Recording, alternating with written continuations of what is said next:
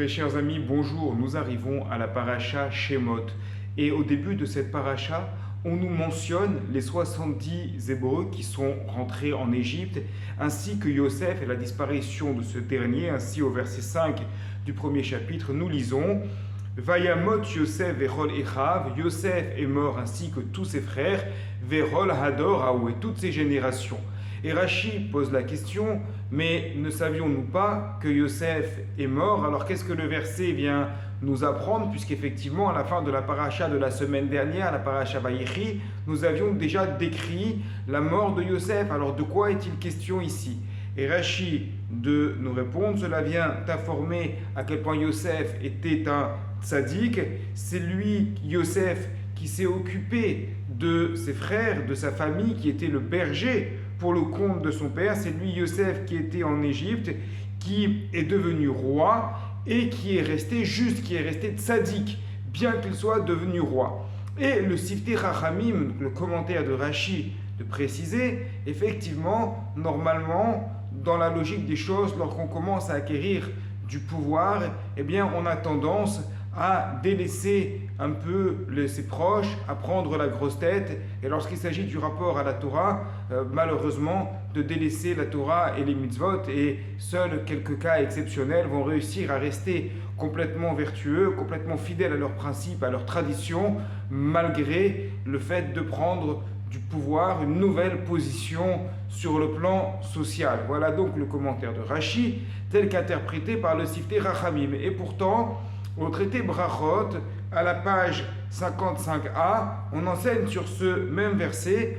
Pourquoi est-il précisé ici que Yosef est mort, c'est-à-dire Vayamot Yosef, Yosef est mort, et ensuite seulement Vechol et Chav, et tous ses frères? Pourquoi Yosef est-il placé avant ses frères? Pour nous apprendre que Yosef est mort plus jeune que ses frères, ces derniers étant morts à 120 ans, lui étant mort à 110 ans, parce qu'il a exercé avec Rabbanout. Qu'est-ce que ça signifie? Chez Innig Atzmo Be Rabbanout, c'est-à-dire il a fait preuve de pouvoir, il a abusé de son autorité. Donc ça semble un peu se contredire, puisque d'un côté Rashi, interprété par le Siftei Chachamim, nous montre que Yosef est resté un tzaddik quoi qu'il arrive jusqu'à la fin, bien qu'il soit devenu roi, bien qu'il ait eu une position de pouvoir, et pourtant le Talmud nous dit Yosef est mort avant ses frères parce qu'il a abusé de sa position de pouvoir. Donc on voit que c'est quelque peu contradictoire, et Rav Baruch Epstein dans le Torah Tmima va noter et proposer une explication.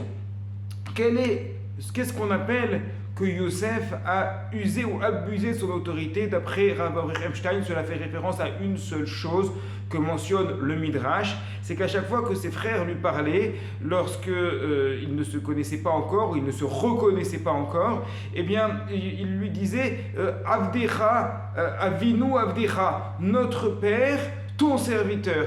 Et Yosef, dans sa position un peu cachée, dans sa position avec une certaine quelque chose de caché, de masqué, il cachait qui il était vraiment, il disait rien, et il laissait dire comme ça ton père, notre père ton serviteur, notre père ton serviteur, alors que Yosef, qui était le fils, aurait dû dire Chazvé Shalom, de parler de notre père comme mon serviteur. Mais il ne l'a pas dit, puisqu'il était toujours en train de jouer ce jeu où il se faisait passer pour le premier ministre du Pharaon. Et c'est cela précisément que l'on appelle dans le Talmud que Yosef a usé de Rabbanout, qu'il a usé de son pouvoir, mais à ne pas confondre en aucun cas dans le fait qu'il était moins tzaddik, dans le fait qu'il aurait abandonné la Torah, dans le fait qu'il se serait comporté en tournant le dos à ses frères ou à sa famille. Pas du tout, au contraire, nous l'avons vu complètement dans la paracha précédente, la paracha Vayechi. Yosef a tout fait, a mis de côté ses occupations professionnelles, politiques, pour pouvoir trouver un terrain convenable à ses frères, à sa famille, pour que là-bas, il puisse respecter pleinement la Torah, l'étudier complètement, et donc il a tout fait, il s'est dévoué pour eux. C'est juste ce petit point, c'est qu'il n'a pas contredit ses frères lorsqu'il disait notre père, ton serviteur, alors qu'il aurait dû le faire. C'est ce point-là